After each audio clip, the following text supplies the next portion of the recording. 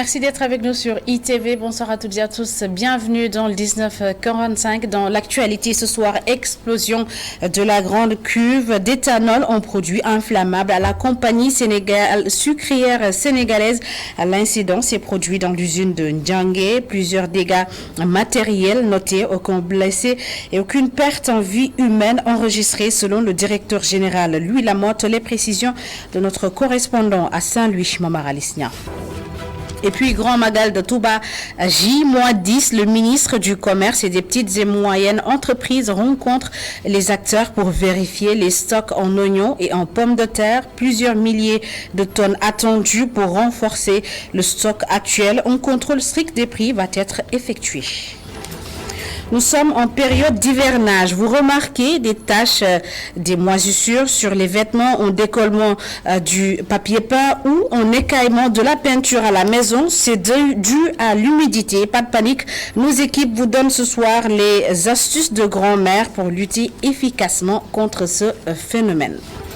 L'enquête du lundi nous mène au lac Rose, nouveau réceptacle des eaux de ruissellement, les menaces sur le lac et les activités qui s'y déroulent à découvrir avec Hassan Gay. Ce sera en fin d'édition. Voilà pour les titres. Tout de suite, le développement.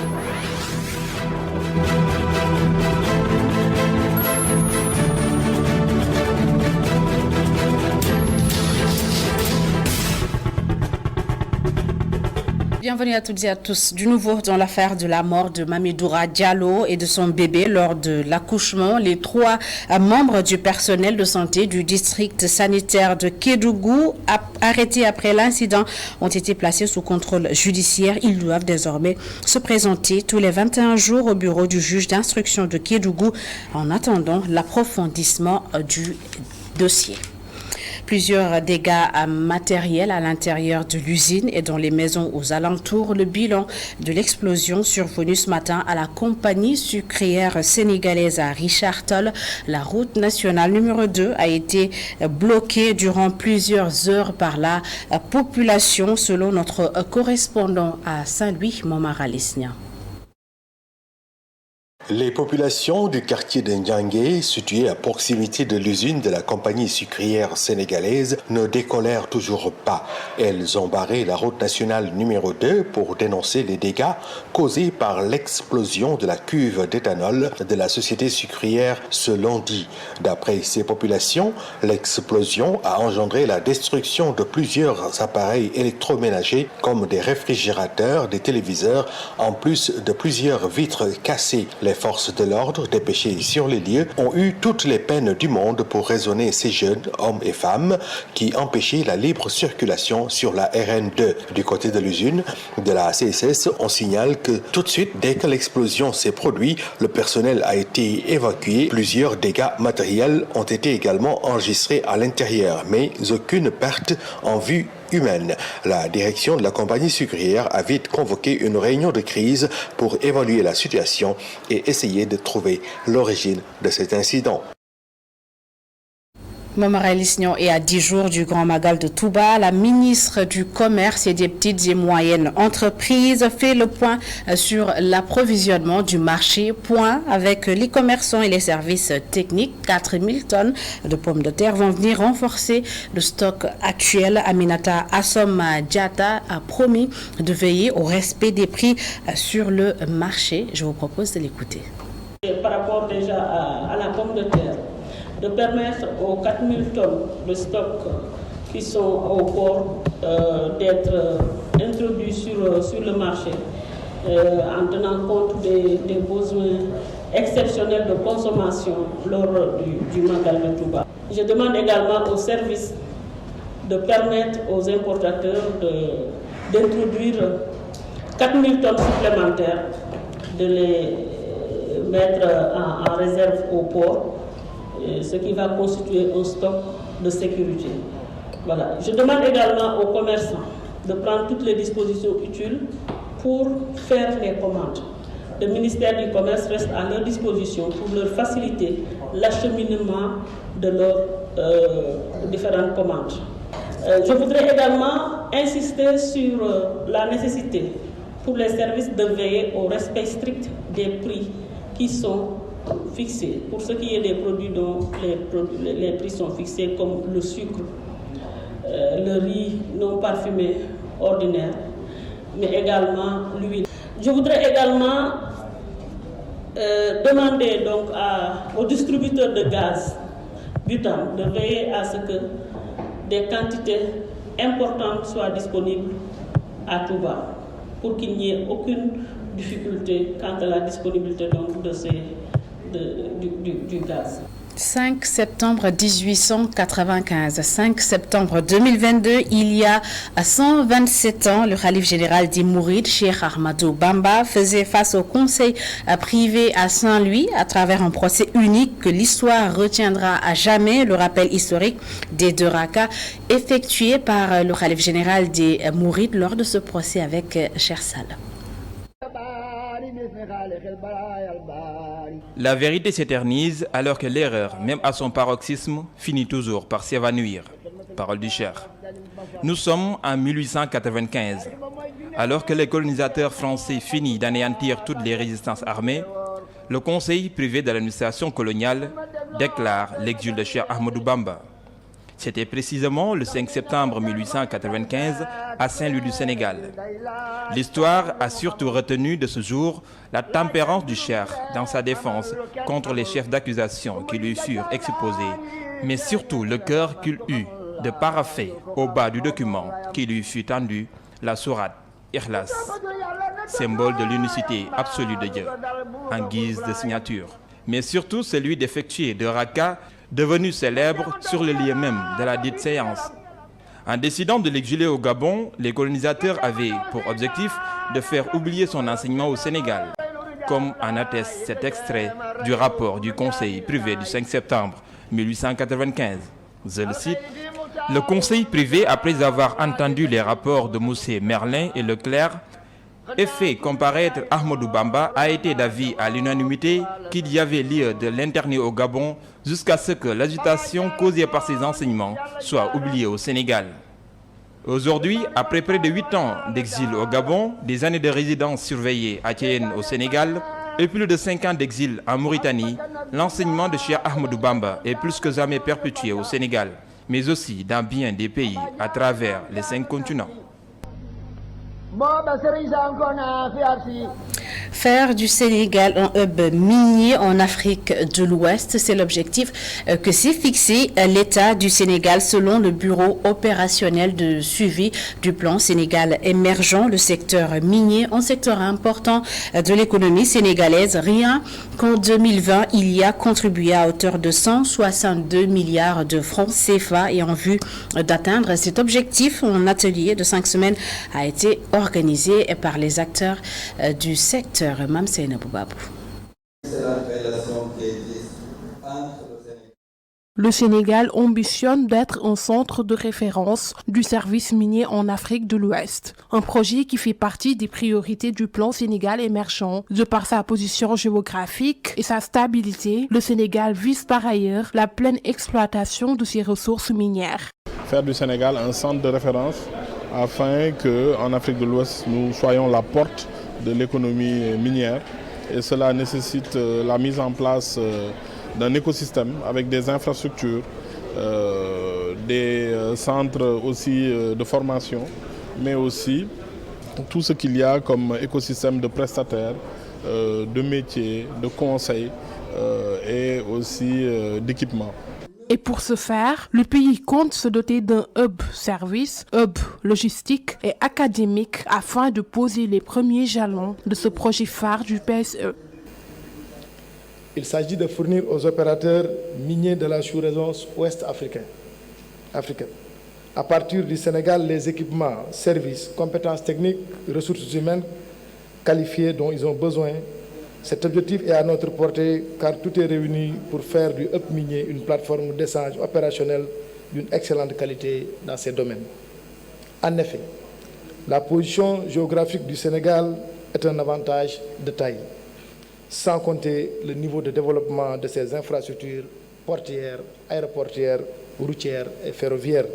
Le secteur minier occupe une place prépondérante dans les projets phares du PSE. En 2020, plus de 24 milliards de redevances minières ont été payées par les sociétés minières à l'État du Sénégal et ont contribué à hauteur de 162 milliards de francs CFA dans l'économie du pays. Mouvement d'humeur à la société de transport public Dakar Dem Dikk. Une journée rouge a été décrétée par le collège des délégués du personnel. Il réclame entre autres le paiement des prestations familiales, le respect des cotisations à l'IPRES et le versement des coopératives d'habitat. Les travailleurs qui disent ne pas être satisfaits de la gestion de la société nationale menacent de passer à la vitesse supérieure si rien n'est fait. Voici à ce propos les explications de Mamadou Goudjabi. Il est joint au téléphone par Mohamed Kandi. J'ai enclenché un plan d'action depuis notre Assemblée générale passée où on a évoqué la plateforme revendicative. La plateforme revendicative est logique. C'est qu'aujourd'hui, Dakar Dem Dikk n'a pas de bus parce que les 473 bus qui ont été acquis depuis 2016-2017 sont presque tous en panne. Pourquoi? Parce qu'on ne les répare pas. Quand les bus sont en panne, on ne les répare pas. Pour exemple, rien qu'en 2018-2019, 61 milliards ont été injectés à Dakar Dem Dikk. L'ancien directeur général n'a rien réparé. Celui-là qui vient de le remplacer ne peut rien faire parce que tous les bus sont tombés en panne. Lui aussi, il arrive, les travailleurs lui proposent un plan de restructuration et un plan de pérennisation de l'entreprise qu'il a bien accepté et que le président a bien accepté. Mais depuis lors, la commande de bus, de 1000 bus, n'est pas encore arrivée. C'est la première des choses que l'on revendique. La deuxième des choses, c'est qu'il y a des dettes que la nouvelle direction générale, ou bien toutes les directions générales doivent à Dakar Dem Dikk par rapport à l'IPM, par rapport à la caisse de sécurité. Nous sommes restés 6 trimestres sans avoir perçu la caisse de sécurité sociale, les allocations familiales. Il y a l'IPRES où on ne reverse pas, mais aussi il y a les coopératives d'habitat. On doit des centaines de millions à la coopérative d'habitat. Tout cela, on revendique cela. Et pendant ce temps, le collectif des travailleurs et prestataires de l'eau a décidé de surseoir à son mot d'ordre de grève prévu les 15, 16 et 17 septembre prochains. Un terrain d'entente a été trouvé avec le ministre de l'eau et de l'assainissement, Serigne Mbaye Thiam. Élaboration d'un nouveau plan décennal de lutte contre les inondations. Un ancien député donne son avis sur la proposition du chef de l'État. Selon Cheikh Omar Sy, il ne faudrait pas que l'on brûle une étape importante du processus, à savoir une évaluation rigoureuse de l'ancien plan mis en œuvre entre 2012 et 2022. Il était l'invité de Tok Tok Sénégal et répondait aux questions de Migui Maram Ndiaye. Nous ne pouvons pas entamer un nouveau plan décennal de lutte contre les inondations sans pour autant procéder à l'évaluation du plan qui est mis en pratique depuis 2012. C'est plus de 700 milliards qui ont été quand même dépensés pour avoir un bon système d'assainissement. En plus, les plans Orsec déclenchés chaque année ont aussi un coût. C'est pourquoi j'interpelle l'Assemblée nationale avant de mettre en œuvre un nouveau plan. Les députés avaient fait l'année dernière une mission. Donc, ils doivent cette fois faire une évaluation minutieuse avant ce nouveau plan.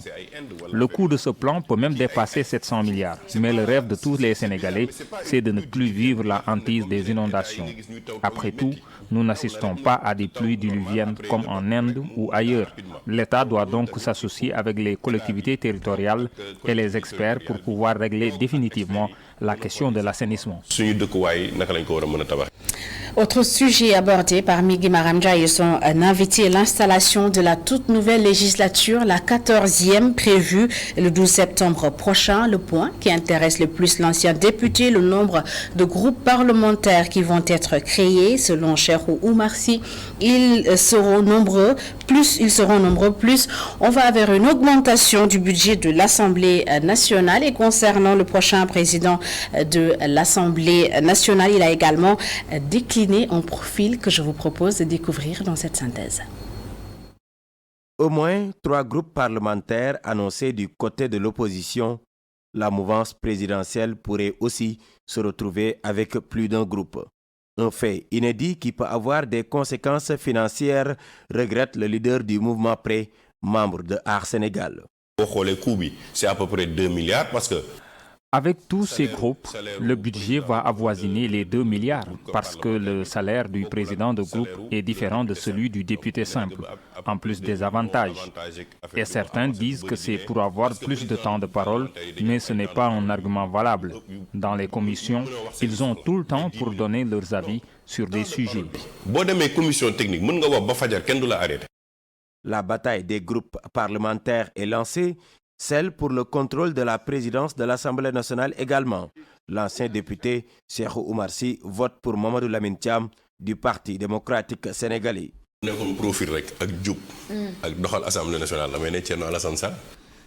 Thierno Alassane Sall pourrait faire l'affaire, mais je sais que c'est impossible. Mais le meilleur profil, en toute franchise, c'est Mamadou Lamine Thiam, vu son parcours. Il a été 2 fois questeur. C'est un homme d'État. Il a vécu. Et si l'opposition remporte les élections, il pourrait faire des coproductions parlementaires avec l'État. Le débat à une semaine de l'installation des députés, c'est aussi la question du cumul de mandats. Être maire et député, le responsable politique membre de Art Sénégal n'y voit pas d'inconvénient. Mais député maire, l'Assemblée nationale pour plaider. Le député maire va à l'Assemblée nationale pour plaider pour sa localité. Il est d'ailleurs le mieux placé pour connaître les difficultés de ses administrés. Et il aura l'opportunité d'interpeller le ministre. C'est différent quand on est maire et ministre en même temps. Là, tu peux faire un détournement d'objectif. Mais député maire, impact. L'installation de l'Assemblée nationale est prévue le lundi 12 septembre à partir de 10h. Une installation très attendue. Je vous le disais dans les titres, en cette période hivernale, l'humidité, l'autre grand problème dans nos habitations, en plus de dégrader la maison, elle peut causer des problèmes de santé aux occupants. Et pour trouver quelques astuces pour lutter contre l'humidité, Aïssa Toukane et Seydina Mbaye se sont rendus à Dieuppeul où quelques habitants ont accepté de partager leurs astuces avec nous.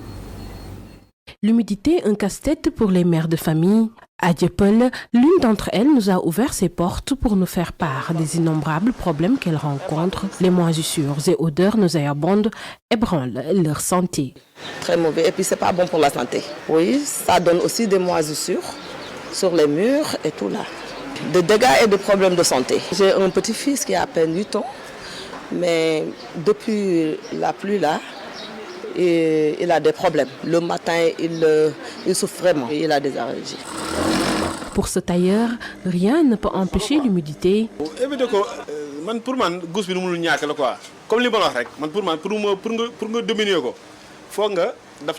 L'encensoir à côté de lui est son remède pour l'éradiquer, au moins dans certaines pièces. Nous le minimisons, mais l'humidité est malsaine pour la santé des occupants. Elle ne laisse en rade ni les maisons en bon état, ni les taudis. Le secret, c'est de mettre de l'encens. Madame Sow met du hamaré dans ses armoires et tiroirs, des plantes intérieures pour déshumidifier l'air, nettoie les coins et recoins de sa maison, autant d'astuces pour se passer de l'humidité. Il faut bien nettoyer la maison surtout, mettre de l'encens, surtout les chambres, des parfums et du tchèp. Auréoles et taches sur les murs et plafonds, odeur de moisissure, écaillage et gonflement de peinture, autant de désagréments que subissent les familles dans leur demeure durant la saison des pluies. Chacun s'évertue à trouver des astuces pour éviter le pire. Et j'espère que vous avez bien noté ces astuces. La collectivité Mandingue de Mbour a démarré ce dimanche les activités du septembre Mandingue. La circoncision des jeunes et la sortie du grand courant sont les principales activités de cet événement culturel placé cette année sous le signe de la paix et la cohésion sociale. Muntaga Kane et Mamadouba. Le coup d'envoi du Grand Djoudjouo est lancé ce dimanche. Le folklore accompagne la procession qui célèbre l'entrée des enfants dans la case de l'homme.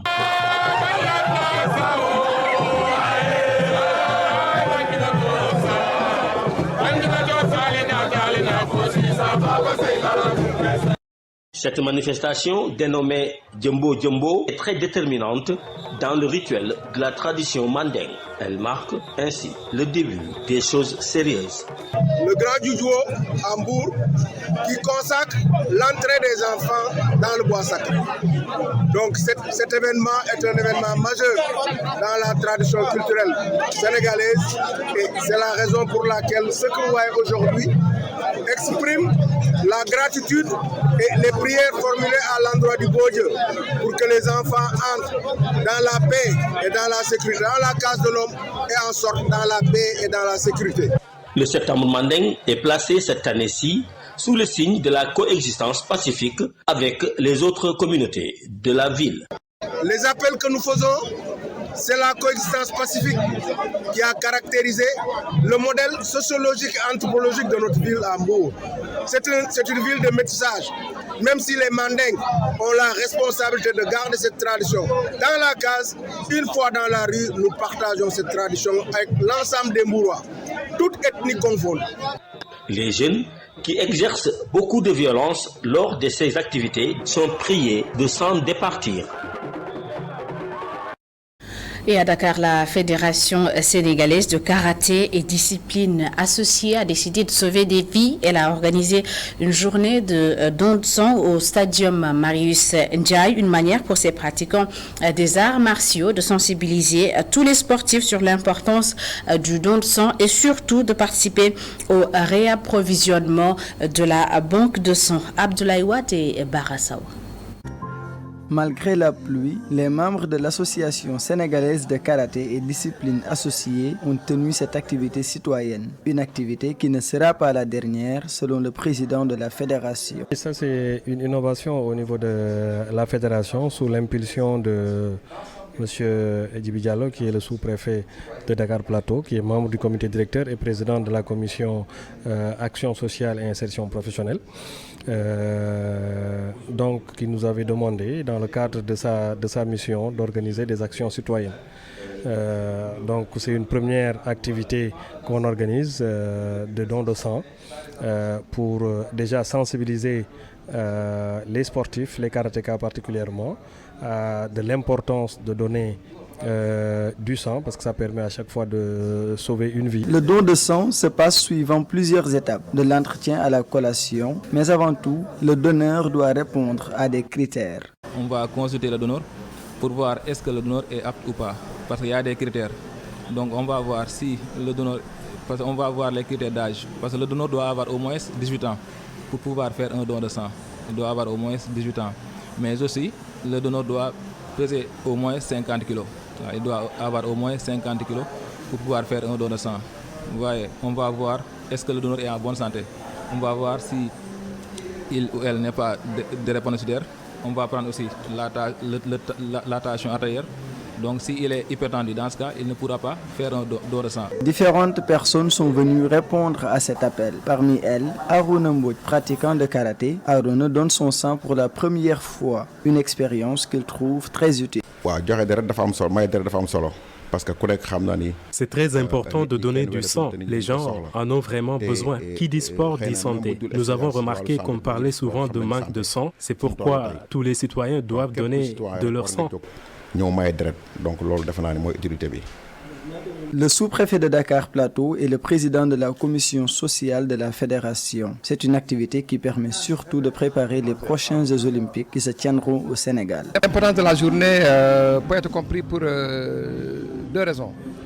Les arts martiaux, à notre avis, ne doivent plus seulement être maintenant une compétition dans les salles, dans les dojos, ensuite rentrer à la maison. Au-delà donc de la formation de l'homme que requièrent les arts martiaux, n'est-ce pas, aux populations, aux jeunes, nous avons pensé qu'aujourd'hui, il faut sortir, n'est-ce pas, de nos dojos pour participer à des actions citoyennes. Nous sommes à la veille des Magal, des Gamou et la fin des vacances où il y a un fort mouvement des populations. Et souvent, nos concitoyens sont confrontés à des pommes de sang en cas de choc, que Dieu nous en garde.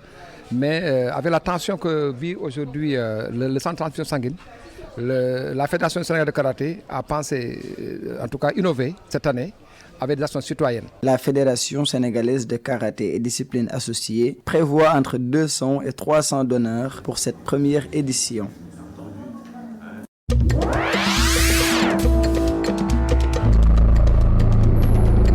démarre avec le Nigeria. Une centaine de combattants djihadistes sont morts noyés dans une rivière du nord-est du Nigeria alors qu'ils tentaient de fuir une offensive militaire. La rivière Yezaram se situe dans l'état du Borno, près de la forêt de Sambisa, principal repère de Boko Haram et du groupe État islamique en Afrique de l'Ouest. La Cour suprême du Kenya a confirmé ce lundi l'élection de l'ancien vice-président William Ruto à la tête du pays. Il faisait face à Raila Odinga, figure historique de la politique kenyane. Après plusieurs jours donc d'audience, les juges de la Cour suprême du Kenya ont décidé de rejeter ainsi l'ensemble des arguments avancés par le camp de Odinga.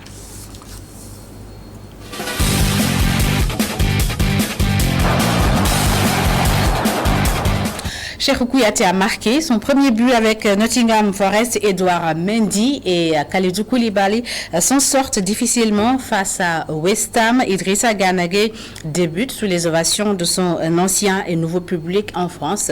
Moussa Koné enchaîne avec Nîmes et Diafra Sakho marque avec Nancy. Le Tour d'Europe des Lions est signé Cheikh Diop. Ce Tour d'Europe des Lions nous mène d'abord en Angleterre, où Cheikhou Kouyaté a inscrit son premier but avec Nottingham Forest dès sa deuxième titularisation. Malheureusement, ils ont été battus par Bournemouth 3-2. Même en difficulté, Edouard Mendy et Kalidou Koulibaly ont réussi à quand même arracher la victoire face à West Ham dans le derby londonien 2-1. Dès son retour à Everton, Idrissa Gana Gueye a disputé ses premières minutes et c'était dans le derby de la Mersey face à Liverpool qui s'est soldé par un nul vierge. Avec Southampton, Ibrahim, le jeune frère d'Abdoul Diallo, est titulaire pour la deuxième fois de suite malgré la défaite face à Wolverhampton.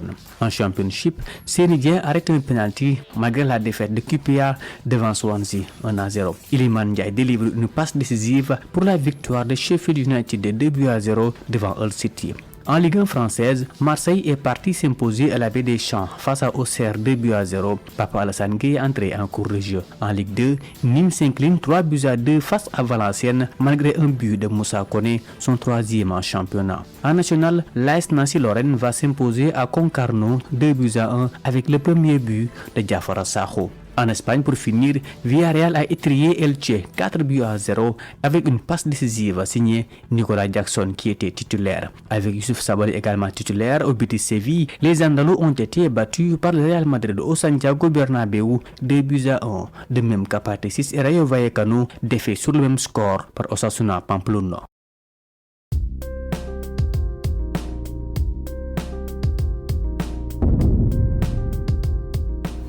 Le lac Rose, nouveau réceptacle des eaux de ruissellement des nouvelles cités inondées de Dakar et même du plateau de Thiès. Devant l'urgence, l'idée a été avancée pour soulager les nombreux sites inondés, mais la furie des eaux menace aussi bien le lac que les activités qui s'y déroulent. Hassan Gueye signe l'enquête du lundi, les images à Barasso.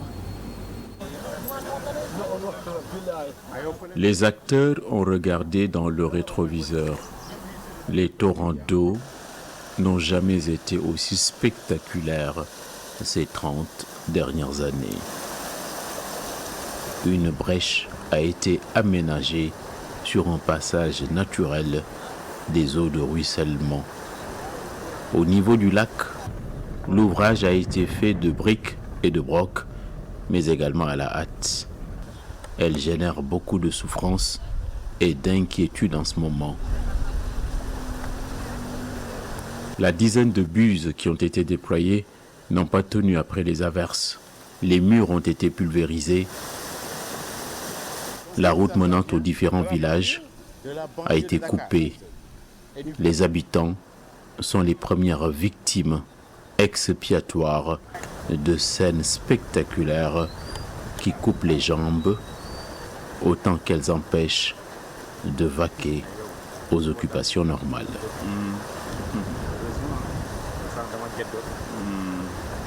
Des visites dans cette Le zone. ministre de l'eau et de l'assainissement, de passage sur le site, avait avancé l'idée d'en faire un bassin de rétention pour soulager les secteurs inondés de Dakar et de Thiès. Les manœuvres qui se sont jetées à notre micro sont tous très en colère.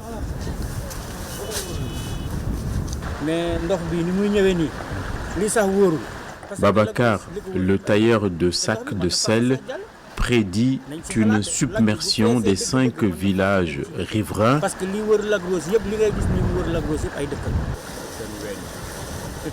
Et la John, lui, a dénoncé un château de sable en parlant de fausses solutions préconisées par l'autorité.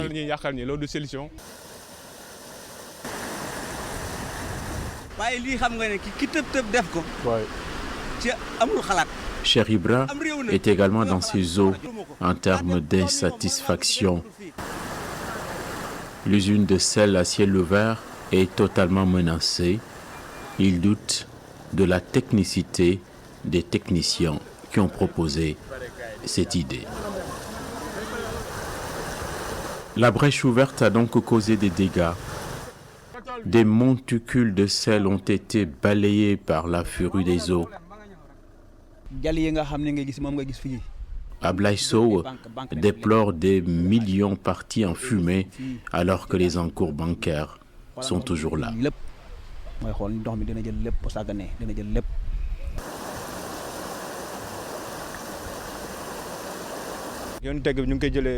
Le jeune livreur de denrées alimentaires du nom de Gora est obligé de faire un détour chaque jour de 20 km.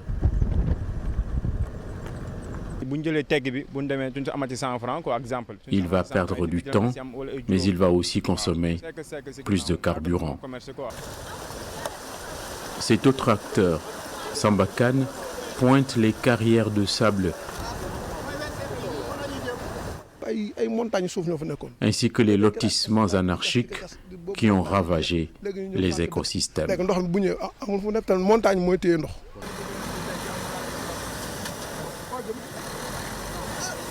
Mais malheureusement, l'agent municipal de la commune de Niag précise qu'il s'agit là d'une voie naturelle, mais que les travaux n'ont pas résisté avec les trompes d'eau.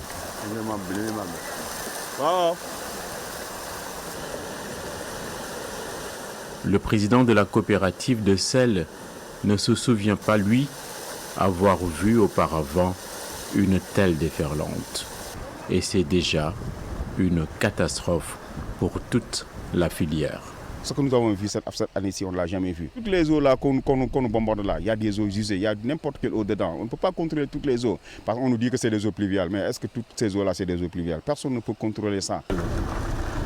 50 000 tonnes de sel sont produites ici tous les ans. Une véritable manne financière provient en effet des exportations vers la sous-région. Les acteurs qui parlent comme un seul homme seront les chevaliers du lac Rose pour défendre leur site de production. Mais quelques jours seulement après qu'il a été décidé d'en faire un bassin de rétention, la note est déjà très salée.